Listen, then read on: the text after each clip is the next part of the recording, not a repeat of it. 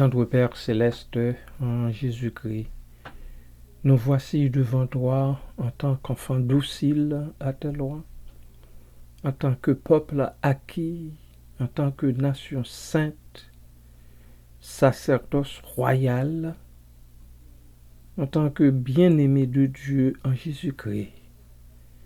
Nous voulons, ô Dieu, à l'aube de ce nouveau jour, déposer tout ce qui est nôtre à tes pieds, parce que seulement toi mérites nos louanges, nos actions de grâce, nos cris de remerciement en toutes choses.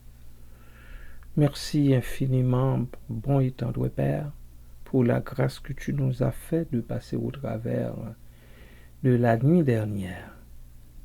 Et nous voici réveillés tout bonnement pour nous élancer dans la carrière. Mais bien avant, ô Dieu, nous voulons remettre notre journée entre ta main. Nous voulons remettre toute notre vie entre tes mains. Parce que dans tes mains, Seigneur, nous sommes toujours bien gardés. C'est sûr, la sûreté, la sécurité est dans tes mains. Merci Père, merci Papa. Nous te prions dans le nom de Christ de recevoir nos louanges, nos cris d'action de grâce et de remerciement en toutes choses et pour toutes choses. Merci Père.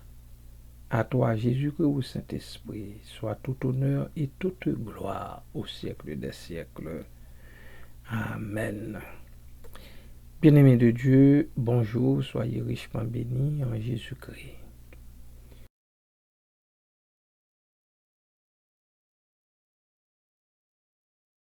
Toi qui disposes de toutes choses, et nous les donnes chaque jour,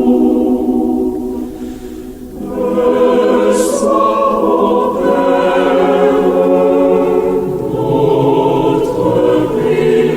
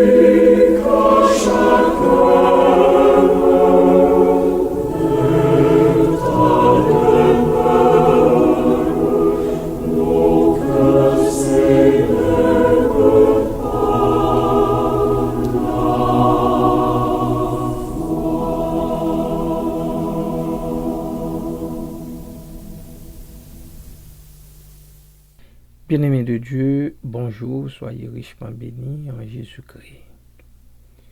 Je reviens sur cette péricope de Colossiens 3. Je vais lire, comme toujours, les versets 1 à 4. Si donc vous êtes ressuscités avec Christ, cherchez les choses d'en haut où Christ est assis à la droite de Dieu. Affectionnez-vous aux choses d'en haut et non à celles qui sont sur la terre. Car vous êtes morts et votre vie est cachée avec Christ en Dieu. Quand Christ votre vie paraîtra, alors vous paraîtrez aussi avec lui dans la gloire. Pourquoi qu'il faut chercher les choses d'en haut et ne pas nous affectionner sur celles de la terre? C'est parce que les choses d'ici-bas sont passagères, éphémères. Tandis que là-haut dans les cieux, où nous attend notre Sauveur glorieux, eh bien, les choses sont éternelles. Je suis rendu au manifeste, ce que j'appelle le manifeste, le verset 4 de ce texte, où l'apôtre dit « Quand Christ, votre vie, paraîtra », mais la vraie traduction, ce serait « Quand Christ, votre vie, sera manifesté ». Parce que le verbe grec, c'est phanérote, sera manifesté. Quand Christ, votre vie, sera manifesté. Christ l'est, il est manifesté. Nous respirons par le Christ. Nous fonctionnons par lui. Voilà pourquoi l'apôtre dira « Christ est ma vie et la mort m'est un gain ». Philippiens chapitre 1er, verset 21.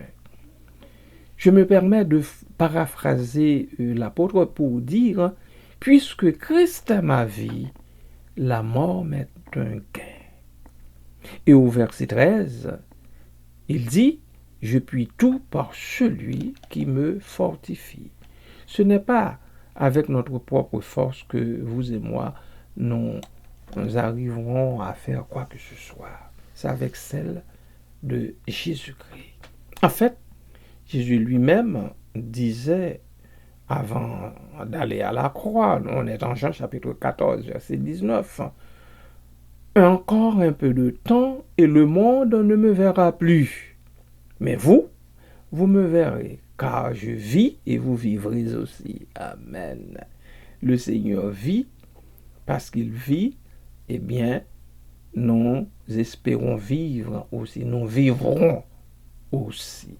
C'est pas ici-bas. Regardez le futur qu'il a utilisé. Le futur divin ici. Je vis et vous vivrez aussi. Mais lorsqu'il paraîtra lors de l'enlèvement de l'Église, selon 1 Thessaloniciens chapitre 4, verset 16 à 18, les croyants apparaîtront aussi avec lui et seront alors glorifiés. Maintenant, nous ne pouvons pas être glorifiés dans ce corps d'humiliation. Nous connaissons l'ignominie, le mépris, les malversations, toutes les choses mauvaises de ce monde, les épreuves. Nous ne pouvons pas être glorifiés. L'apôtre Jean souligne dans son épître, « Bien-aimés, nous sommes maintenant enfants de Dieu, et ce que nous serons n'est pas encore manifesté. Mais nous savons que lorsque cela sera manifesté, nous serons semblables à lui parce que nous le verrons tel qu'il est. » 1 Jean chapitre 3, verset 2. C'est là notre espérance, c'est l'espérance chrétienne, c'est l'espérance des bien-aimés de Dieu, c'est l'espérance de ceux et celles qui font route vers la cité des bienheureux. L'apôtre Paul oriente-t-il donc l'attention des croyants dans une nouvelle direction. Ils doivent regarder en haut vers le règne de Christ sur eux dans le ciel. Ils doivent également regarder en avant vers son retour sur les nuées pour les prendre avec lui dans sa gloire. Alors, vous serez aussi manifestés avec lui en gloire. C'est pas avant, à ce moment-là. Voulez-vous entrer avec Christ dans sa gloire? Aimeriez-vous paraître avec lui dans la gloire? Une démarche s'impose.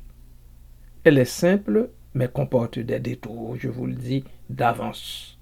Premièrement, il faut connaître le Christ. Absolument. Or, le connaître, c'est accepter de cheminer avec lui dans les méandres de son histoire. ça n'a pas été facile pour le Seigneur, pas du tout. C'est l'homme qui a connu le plus d'ignominie sur terre. Il ne faut pas que nous l'oublions. Deuxièmement, vous devez vous activer en commençant par chercher des choses autres que ce que vous voyez et contemplez. Il faut vous projeter dans l'avenir en planant sur ce qui est visible, sur ce qui vous attire et capte votre attention. C'est ce qu'il faut faire. Il faut planer par-dessus. Il ne faut pas que vous et moi nous restions là dans leur contemplation, à nous amuser, à contempler les choses visibles, à nous perdre même dans les choses visibles. Il y en a qui se perdent dans ce qui se passe ici-bas, dans les images, dans les ombres, dans les images. Ils se perdent dans ces choses-là. Il ne faut pas que cela soit ainsi, bien-aimés. Troisièmement, il vous importe de tendre vers l'invisible. L'invisible, ce que l'on ne voit pas. C'est ce que le Seigneur eut à dire à Thomas. Heureux ceux qui n'ont pas vu et qui ont cru. Je suis en Jean chapitre 20, verset 29. Lorsque Thomas, à un moment donné, eut à lui dire, après que le Seigneur lui ait dit de mettre sa main dans son côté, de mettre ses doigts dans la marque des clous, à ce moment-là, Thomas l'incrédule s'est écrié « Mon Seigneur et mon Dieu ». Et Jésus de répondre « Parce que tu as vu, tu as cru. Mais heureux ceux qui n'ont pas vu, mais qui ont cru. » Il faut chérir l'invisible, bien-aimé. Il faut le chérir contrairement au visible qui est éphémère et passager. Rappelez-vous que l'invisible en Dieu dure éternellement. Voilà pourquoi, au bout de son ministère terrestre, Jésus disait-il aux disciples, en Jean 14, versets 1, 2 et 3, que votre cœur ne se trouble point. Croyez en Dieu et croyez en moi. Il y a plusieurs demeures dans la maison de mon Père. Si cela n'était pas, je vous l'aurais dit. Je vais vous préparer une place. Et lorsque je m'en serai allé, et que je vous aurai préparé une place, je reviendrai et je vous prendrai avec moi, afin que là où je suis, vous y soyez aussi. Voilà comment rassurait-il les disciples qui étaient en peine à l'entendre parler de départ, parler de mort. C'est de cette façon-là qu'il les a rassurés, tout en promettant l'effusion de l'Esprit Saint, l'Esprit de vérité, le Consolateur, qui conduirait dans toute la vérité. Bien-aimés, ne vous en déplaise, on ne parvient pas à la gloire avant de bosser et connaître avilissement, déshonneur, flétrissure, humiliation, opprobre, ignominie, turpitude, et j'en passe. Le Seigneur Jésus-Christ les a connus tous et plus encore. Êtes-vous ressuscités avec Christ? Ou voulez-vous être ressuscités avec lui? Pour ressusciter avec lui, il faut accepter de mourir avec lui. Si oui, cherchez les choses d'en haut, où vous attend le Christ glorifié. Tous, détachons-nous tranquillement des plaisirs terrestres. Il y en a qui se perdent dans les plaisirs terrestres, qui s'embourbent dans les plaisirs terrestres. Ils sont restés là, pénaux, ils sont restés là, en extase devant les plaisirs terrestres, devant des images, des ombres, au lieu de chercher activement le vrai, ce qui est vrai. Affectionnons-nous au céleste où Christ est allé préparer une place sur mesure pour toi et pour toi. Oh oui, pour toi. Oh, que Dieu veuille en faire la grâce à vous toutes et tous. Soyez à jamais bénis en Jésus-Christ, bien-aimé de Dieu. Nous allons écouter une sélection avant de nous incliner devant le Seigneur et prier. Pardon.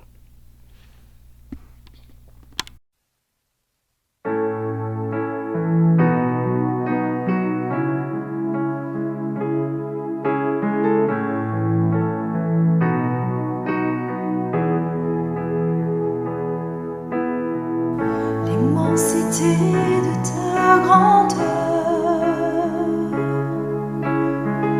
me montre que je ne suis rien.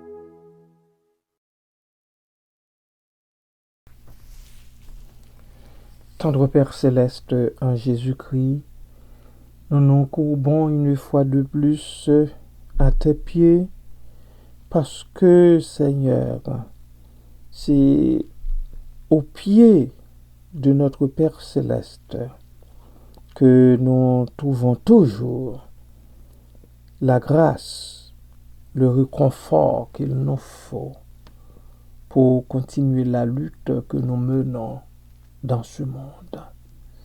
Nous voulons te remercier infiniment parce que dans ton amour, tu nous acceptes chaque fois que nous nous présentons devant toi. Merci Seigneur.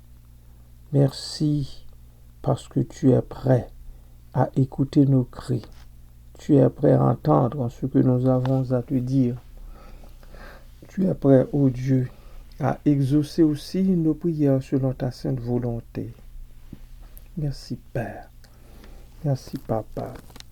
Père, nous sommes venus devant toi te réclamer une grâce spéciale en faveur des membres de l'Église Malahaléel, Seigneur, qui une fois de plus sont éprouvés par le deuil de leur pasteur.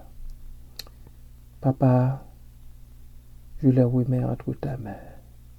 Papa, je sais que tu as déjà fait provision grandement pour cette église locale où tes enfants se réunissent un jour après jour pour chanter ta louange et être exposés à ta parole. Mais Père, en tant qu'humain, tu sais, Seigneur, nous ne pouvons pas dire que la peine ne s'empare pas de nous. À entendre que ce pasteur, Claude Louis Saint, fondateur de l'Église, est parti pour l'éternité. Oui, Père, nous t'avons prié pour lui la semaine dernière, lorsqu'il allait être l'objet de cette intervention chirurgicale. Tu as fait ta volonté. Nous n'avons rien à te reprocher. Nous devons accepter ta volonté comme bonne. Mais Père, la tristesse nous envahit. Papa, sois avec les enfants de ce serviteur, les membres de cette église, les gens qui lui sont proches. Que ta bonne main soit sur eux.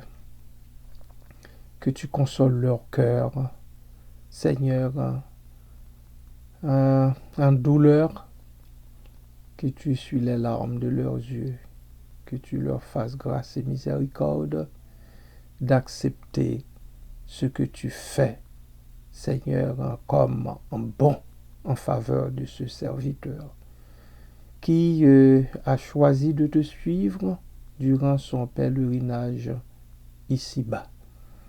Maintenant, il n'est plus.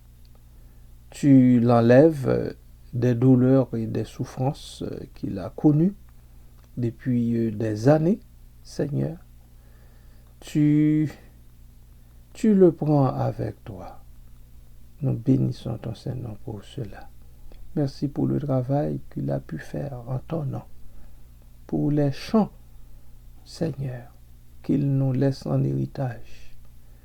Pour, ô Dieu, le message de ta parole qu'il a prêché, Seigneur.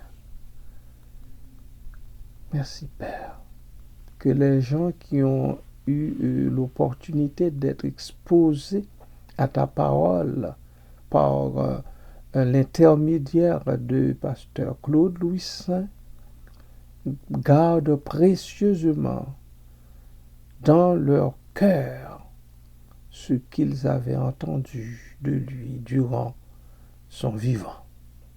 Fais leur grâce et miséricorde, ô Dieu. Fais que plusieurs, Seigneur, même après sa mort, à entendre les chants, les poèmes qu'il a écrits lui-même et qu'il a mise en chanson pour toi, pour l'avancement de l'Église de Jésus-Christ, pour l'avancement du royaume de Dieu. Que beaucoup de personnes parviennent à la repentance après avoir entendu une de ces chansons. Merci pour ça, Père. Merci, Papa. Console les cœurs des bien-aimés, Seigneur. Fais-leur grâce et miséricorde. Qu'ils sachent que ta volonté pour l'Église de Jésus-Christ est toujours bonne. Et qu'ils disent béni soit l'Éternel, même avec des torrents d'eau dans leurs yeux. Merci, Père. Merci, Papa. Sois avec nous tous, soutiens-nous dans ton amour, car chaque fois que tu enlèves un des nôtres, eh bien, nous savons que nous devons être sur le qui-vive, que nous devons nous approcher un peu plus de toi, puisque nous ignorons c'est quand notre tour à nous. Quand est-ce que notre tour viendra? Merci, Père. Merci, Papa. Merci pour ta joie. Merci pour ta paix, pour ta sérénité. Merci pour l'esprit de disciple que tu donnes à chacun, chacune de nous. Merci, Papa, de nous apprendre à nous attendre à toi en toutes circonstances, pour avoir un aller mieux ici-bas, en attendant d'entrer dans la cité des bien-aimés. Merci, Père. Merci, Papa. Que toute louange, toute gloire, tout honneur soit à toi seul, à Jésus-Christ, au Saint-Esprit, au siècle des siècles. Amen.